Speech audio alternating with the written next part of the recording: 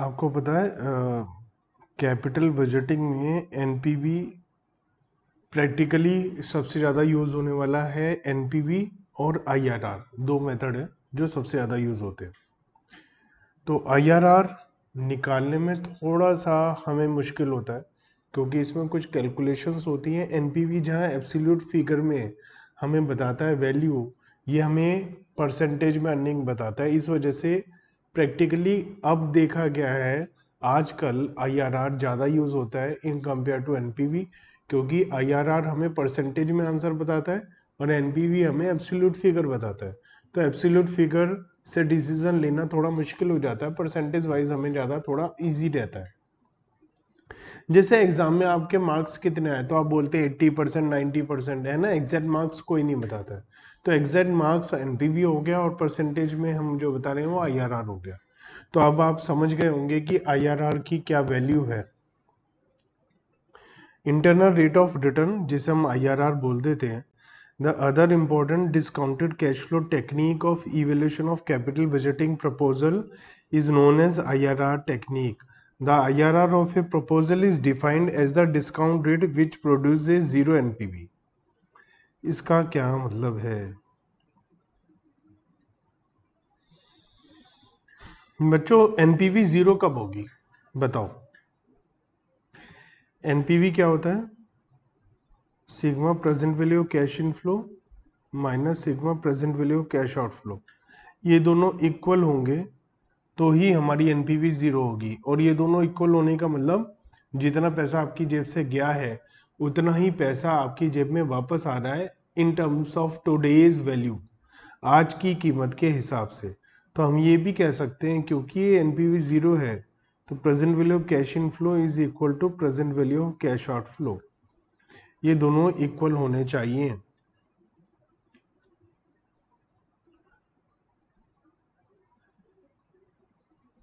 The IRR is the discount rate which will equate the present value of cash inflow with the present value of cash outflows. The IRR is known as marginal rate of return और time adjusted rate of return. तो marginal rate of return भी बोलते हैं इसको, time adjusted rate of return भी बोलते हैं। Like the NPV, IRR is also based on the discounting technique.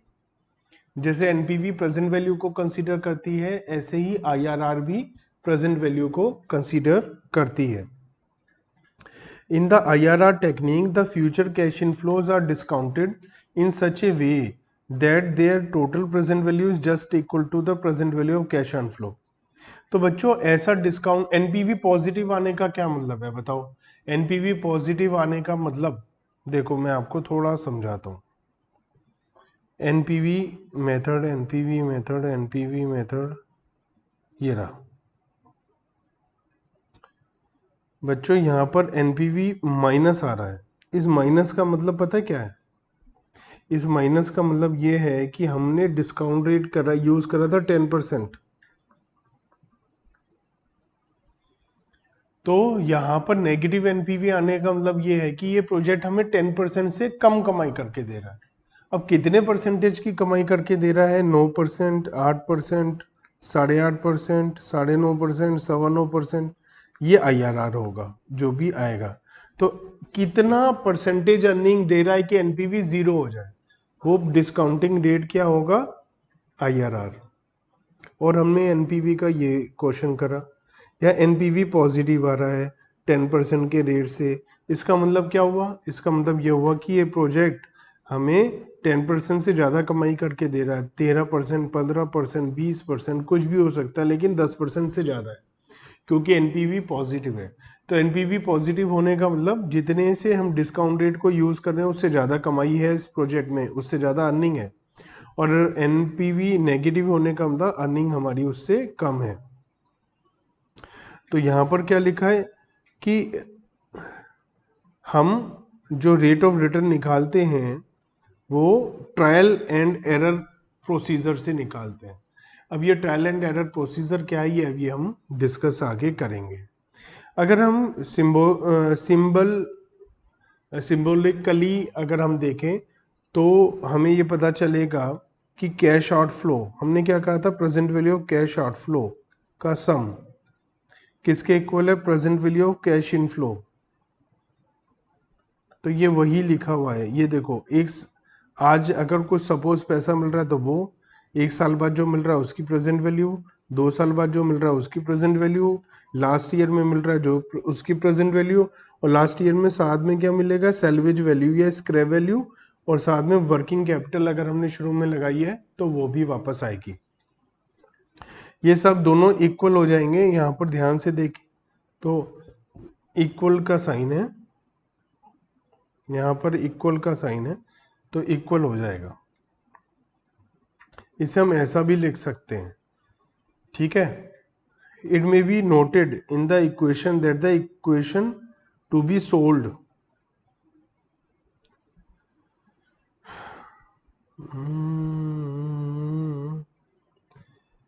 To ascertain the value of r. तो यहाँ पर हमें बता रखा है कि जो हम यूज कर रहे हैं, डार्क हो रहा है ज़्यादा, थोड़ा सा लाइट कर लूँ बच्चों, ये ठीक है, ये ठीक है। तो हम जो रेट यूज करेंगे उसको आर बोलेंगे, और आर जो पता चलेगा वो ट्रायल एंड एरर मेथड से ही पता चलेगा। वो हमारे को पता नहीं है तो हमें तुक्के लगाने हैं। ट्रायल एंड एरर मेथड को हिंदी में बोलते हैं तुक्का लगाना, तो हम तुक्के लगाएंगे, बार बार कई सारे तुक्के लगाएंगे।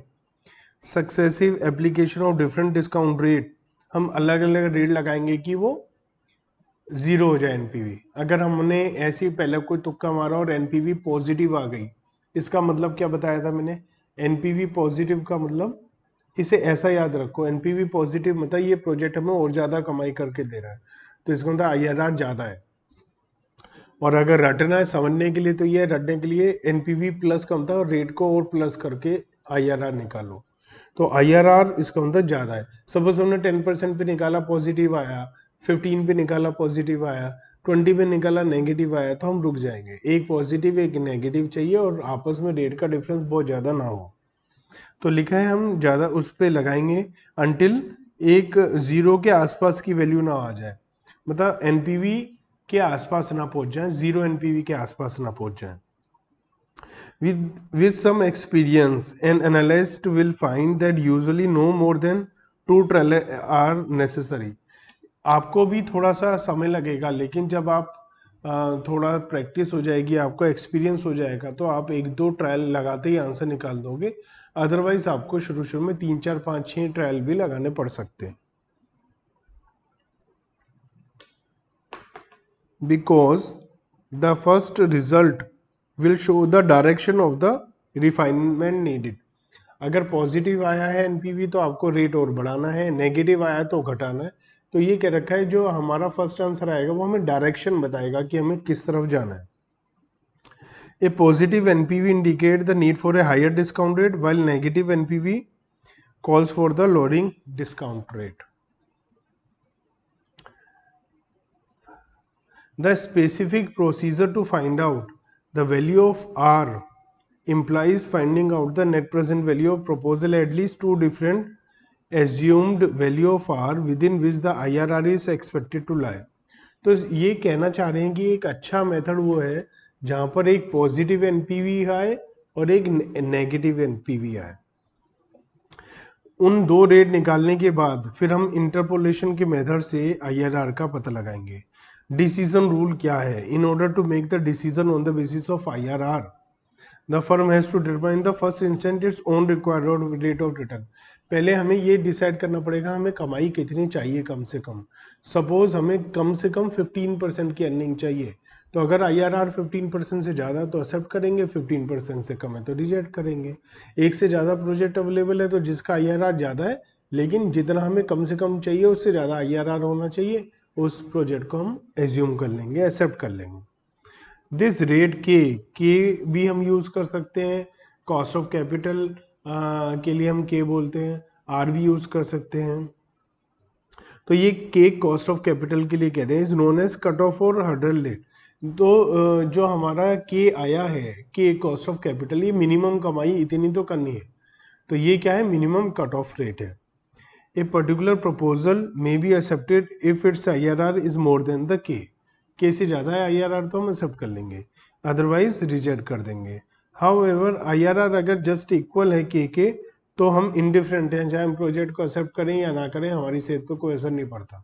तो हमें ये देखना पड़ेगा कि अगर हमारी लेबर खाली बैठी है तो कर लेते हैं, उनका खर्चा तो निकल ही जाएगा, या फिर फ्यूचर में और हमें अच्छे प्रोजेक्ट मिलने की उम्मीद है, हमारा रिलेशन बनाने के लिए एक्सेप्ट कर सकते हैं। इन केस ऑफ रैंकिंग को म्यूचुअली एक्सक्लूसिव प्रपोजल, दो में से एक चुनना है, तो जिसकी IRR ज़्यादा है, the proposal with the highest IRR is priority over the lower IRR। Proposal whose IRR is less than the minimum required rate of return k, तो उससे तो हम रिजेक्ट शुरू में ही कर देंगे, उसकी तो बात ही खत्म हो गई। The detailed procedure for the calculation of IRR can be explained in two different situation। हमारे पास एग्जाम में या क्वेश्चन में अगर दो रेट दे रखे हैं या नहीं दे रखे, इस बात पे डिपेंड करेगा। अगर हमें दो रेट दे रखे हैं, अगर दो रेट दे रखे हैं फिर तो हमें तुक्के मारने की जरूरत ही नहीं, उन दो रेट से ही आंसर आ जाएगा। लेकिन अगर दो रेट नहीं दिए तो तुक्के मारने पड़ेंगे। तो पहले आसान काम करते हैं कि हम मानते हैं दो डिस्काउंटिंग रेट दे रखे हैं। अगर हमें दो डिस्काउंटिंग रेट दे रखे हैं फिर तो कोई टेंशन नहीं है, दोनों से IRR निकाल लो, दोनों रेट से IRR निकाल लो, एक से पॉजिटिव आएगा एक से नेगेटिव आएगा।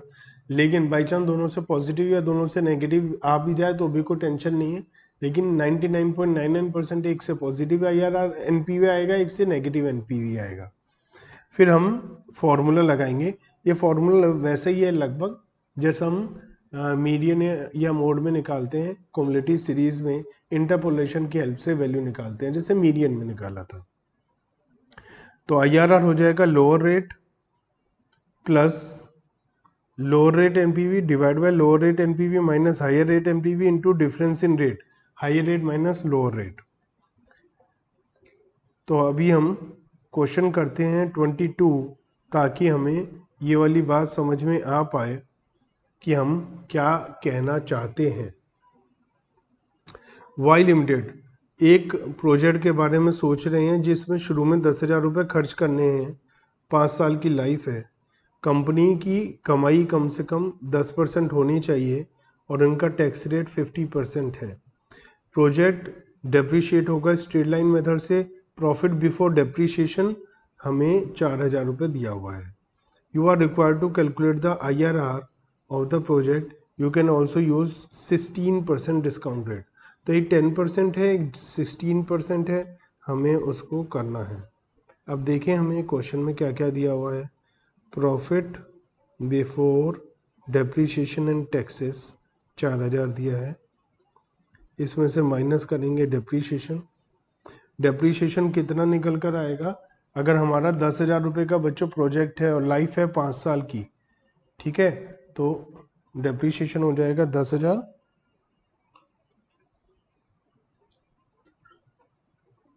Divide by 5। तो ऐसी सिचुएशन में हमारा 2,000 रुपये का डेप्रीशिएशन हो जाएगा। Profit before tax 2,000 minus tax, tax rate है 50%।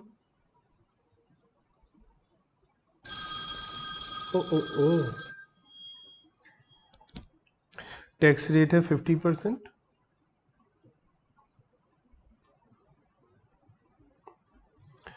तो 1,000 रुपीज़ टैक्स लग जाएगा, तो प्रॉफिट आफ्टर टैक्स आ जाएगा 1,000,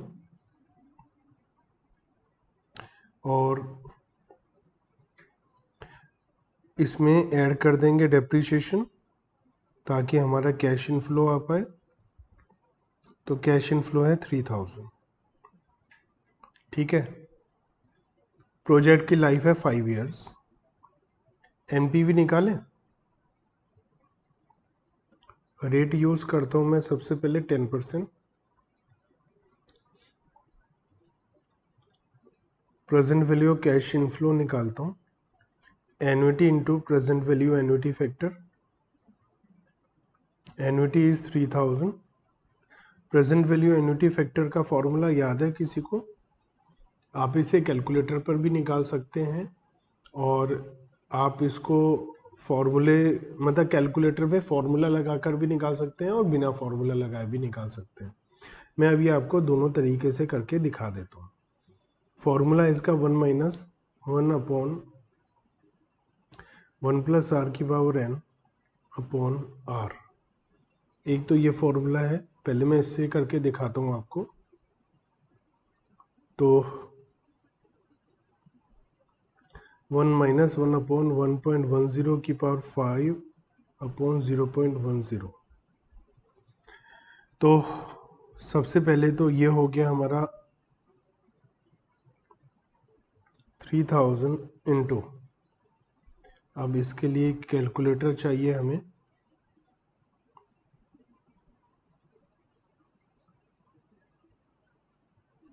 तो 1/, मैं सबसे पहले इसको यूज़ कर रहा हूँ, इसकी वैल्यू निकाल रहा हूँ, ठीक है। तो 1/1.1 इक्वल टू ये 0.90909 हो गया। फिर मैंने इक्वल टू करा 2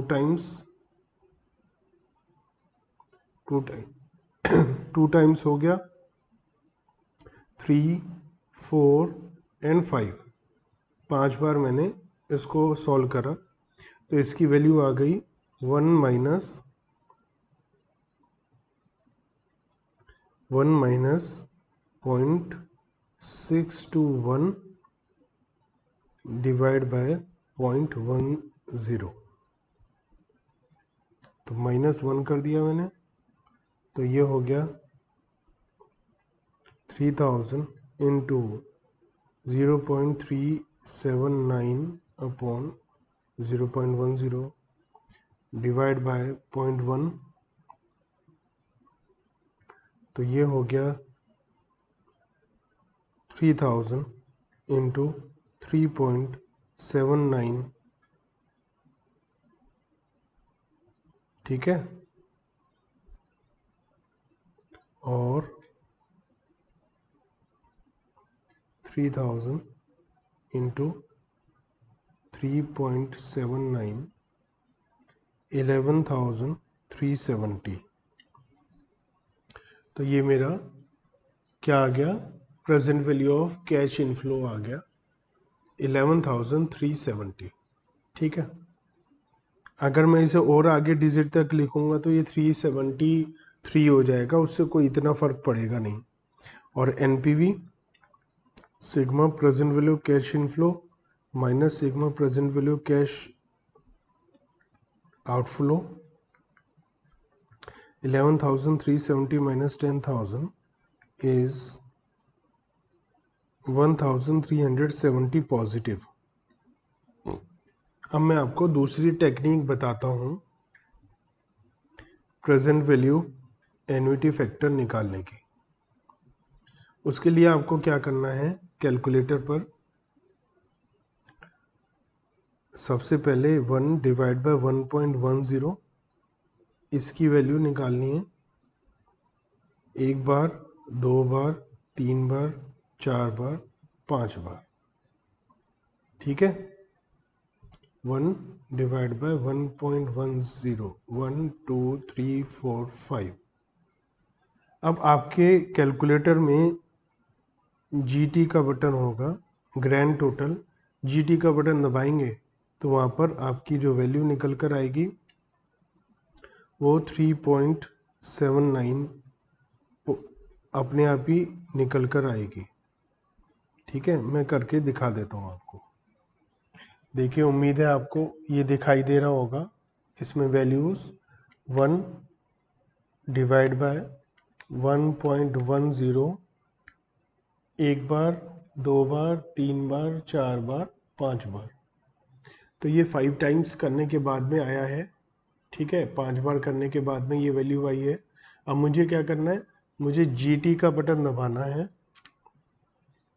और जैसे ही मैंने जीटी का बटन दबाया तो इसमें वैल्यू आ गई है मेरे पास क्या 3.7907 तो अगर मैंने जैसा कहा था कि 3.79 राउंड ऑफ करने पे 1 भी लिया जा सकता है, तो ऐसी सिचुएशन में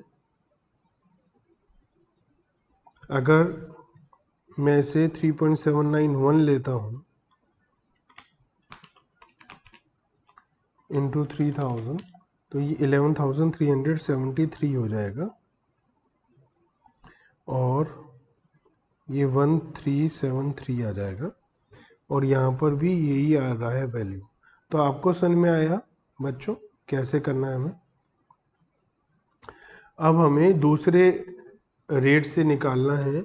दूसरे रेट है 16%, तो 16% से हम निकाल लेते हैं। ये मैंने आपको 10% से निकाल कर दिखाया।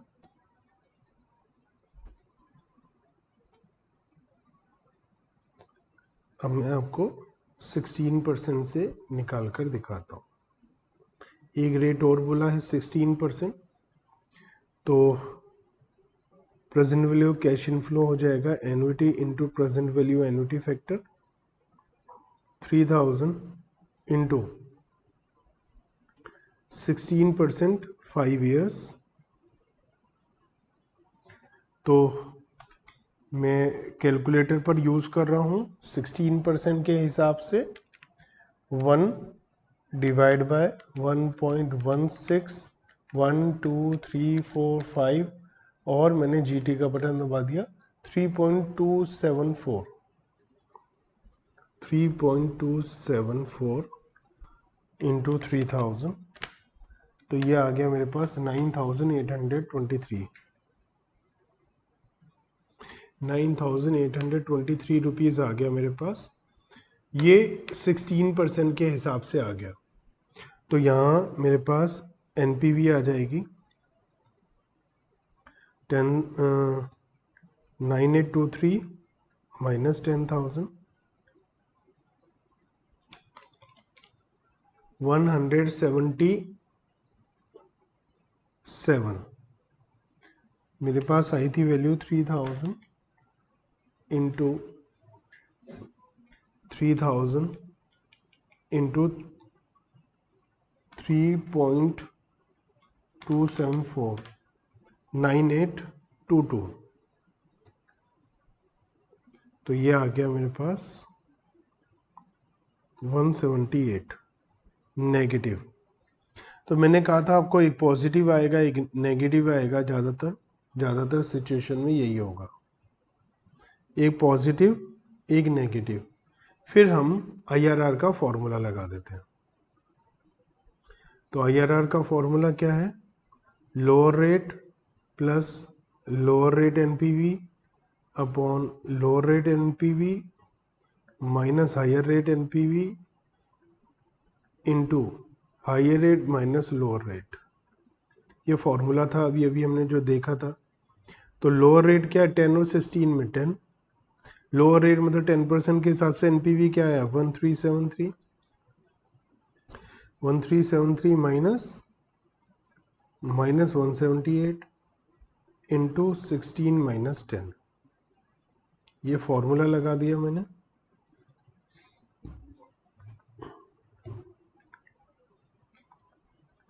Ten plus 1373 into 6 divide by